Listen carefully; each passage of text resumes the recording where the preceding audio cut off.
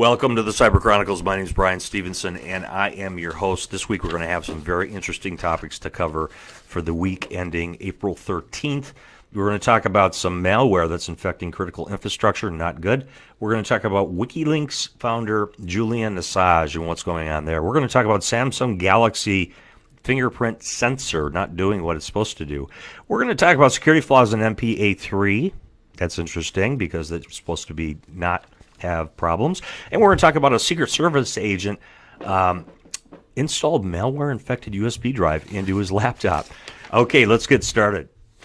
Okay, the first article we're going to talk about is from ARS Technica. Mysterious tampering malware infects a second critical infrastructure site. This is pretty scary stuff, kids.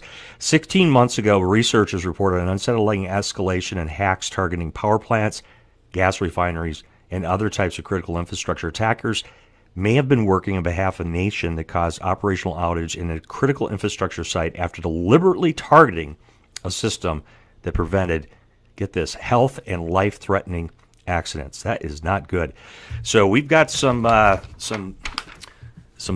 characters out there, bad actors out there, looking to see what they can do with infrastructure, and they are testing, and they are penetrating, and they are actually deliberately targeting systems that have an impact on healthcare and life-threatening accidents. So, interesting article. We'll have the link down below. Pick it up. Let's move to the next one.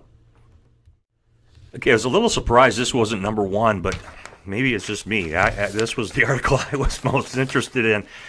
Julian Assange, as everybody knows, is the WikiLeaks founder. Was arrested after Ecuador withdraws his asylum. So that's a pretty big story, and a lot of people are talking about what this is going to do for privacy. WikiLeaks founder was arrested at the Ecuadorian embassy in London. After almost 7 years, he took refuge in the embassy to avoid extradition to Sweden over a sexual assault case. According to a short note released by London's police service, Assange was arrested immediately after the Ecuadorian government today withdrew his political asylum. So, interesting thing. We'll see what happens there, not just from the arrest from the sexual assault case in Sweden, but obviously the information that he has leaked out over the years for government institutions. So, stay tuned. It's going to be a very interesting story to track here. And that was from the Hacker News. We love those guys. Let's move on to the next story. Okay, I found this one kind of interesting. Just went, because I don't go to this site. I've been there before. Imgur is how you say it. IMGUR. I don't know how to pronounce it, but usually they show images or just short like GIFs that show like a video or whatever, and they're usually just kind of like funny. A lot of cat crap in that on that site. But this time they had a gentleman who showed that he was able to get around the Galaxy S10 fingerprint sensor by fooling it with a 3D printed fingerprint. So, for years we've been talking about these advanced techniques, fingerprint readings, face mapping, and even sensors that could map out perhaps your blood veins in the palm of your hand. But there's still a workaround, and he showed how he did it in a post.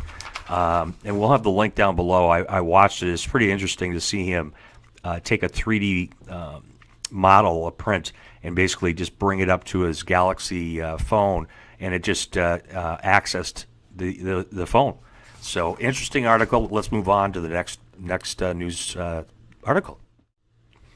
Okay, the next article is from the Hacker News.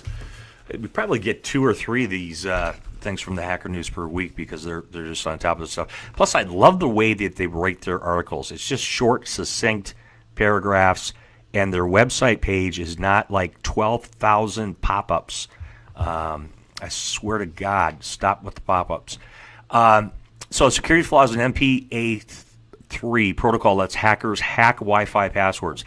So this was MPA3 was developed to take to address the issues with MPA2, but this is it's a next generation.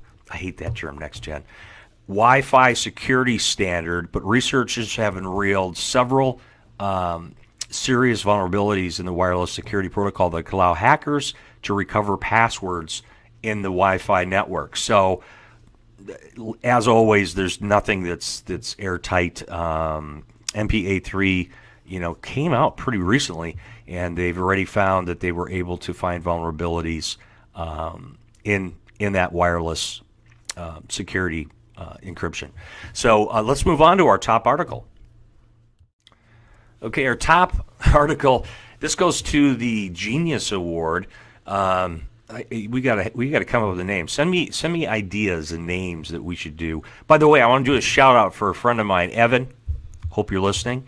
Also, I've got a shout out for another young man. We're going to get that towards the tail end, but I'm going to start doing shout outs for people to send me emails and say that they enjoyed the Cyber Chronicle. But the number one article from the Business Insider: Secret Service agent installed malware-infected USB drive in a laptop. You probably have heard about this. The Secret Service agent found this USB drive from a woman carrying the drive. Malicious malware was on it. 4 mobile phones, a laptop, and a hard drive. Arrested while she was trying to get into a Trump Palm Beach resort. The agent inserted the USB infected drive. Not a good idea, kids. If you find a USB drive, don't just plug it in. There's been people that have done this before. They leave USB drives in parking lots because people are so curious. They plug it into their laptop, infect their whole network. In this case, he plugged in his laptop after the hardware was confiscated from the Chinese woman who was arrested last week in the Mar-a-Lago resort. At the Mar-a-Lago resort, he testified in court the USB drive began installing a very out of the ordinary, quote unquote, way, and he quickly stopped the analysis of it. Well, that's a good idea. When you're installing malware, you probably want to stop installing it. But anyway, that was the number one article for the week of April, ending April 13th. We'd like to thank all of our listeners. I'm going to do another shout out here. Amacool Now, thank you so much for the nice feedback that you left on the site. We're getting a lot of people telling us that this is something they listen to on a weekly basis. We're going to try to start to do this on a daily basis because there's so much news in cybersecurity. We're now on, of course, YouTube is our primary format, but we're also on just almost every social media that you can find: Stitcher, YouTube, or iTunes, 5 different podcast systems, Instagram. We actually posted on Instagram. Anyway, we're pretty much anywhere you can find us on a podcast or a YouTube channel, you should be able to find us. So as always, thank you so much for listening. If you have not subscribed, please do so. We're adding about 5 to 10 subscribers per day now, which is just overwhelming. And we'd like to thank everybody for listening, and take care and be safe.